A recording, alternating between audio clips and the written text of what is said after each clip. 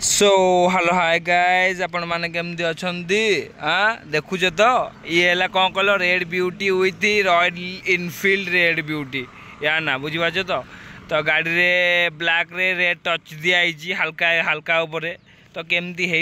तो आपण मैंने टे कमेंट करी जनातु तो रॉयल इनफील्ड आना है रॉयल इनफील्ड क्लासिक ब्यूटी आना बुझी पाच तो रॉयल इनफील्ड क्लासिक ब्यूटी गाड़ीटा आम पुरी मार्केट रो गाड़ीटा तो पुरी मार्केट रे पूरा छिनछतर बुझीपार ना नहीं तो गाड़ीटा एमती ओभरलुक एम देखा इंडिकेटर फिंडिकेटर नुआ पड़ी एवरेज गाड़ी रे हाराहारी अरे 38 भाया खर्च हो जाइए बुझीपार ना नहीं 38 भाया खर्च हो जाए स्पेयर पार्ट सबकि नुआ पड़ार तो गाड़ीटा ओभरअल एम देखा है तो आम पाखक आपण मैंने आसवापाइंका हेले तो मंगलहाट छक आसवाक पड़ो मंगलहाट छकू श्री सेतु ब्रिज पाखापाखि आसवाक पड़ो तो आसिले